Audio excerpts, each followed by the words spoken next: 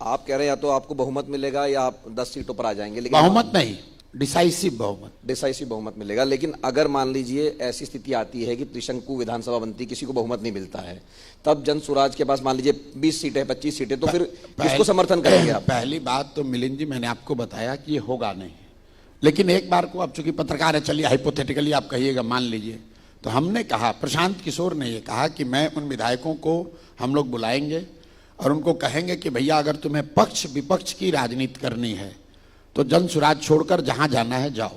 हम लोग तो सड़क की राजनीति करना चाहते हैं, समाज की राजनीति करना चाहते हैं। मेरी कोई दिलचस्पी नहीं है कि 15-20 विधायकों को लेकर मैं पक्ष या विपक्ष में बैठूं।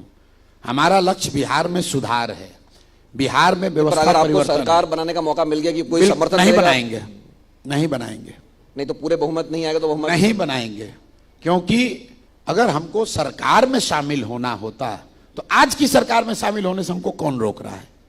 हम आज शामिल हो जाए, बिना किसी विधायक के लोग हमको मंत्री बना लेंगे।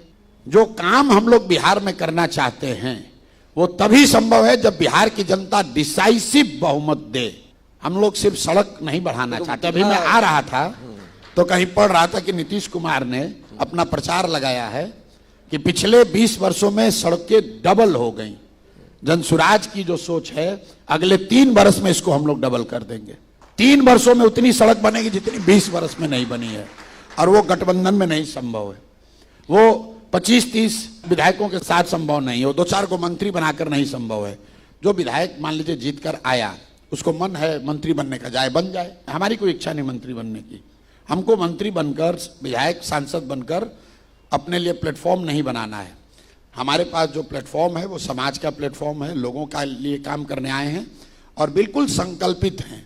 5 वर्ष लगे, 10 वर्ष लगे, हम पीछे हटने वाले नहीं हैं। बिहार को सुधारे बगैर पीछे हटेंगे नहीं, ये बिल्कुल संकल्प है।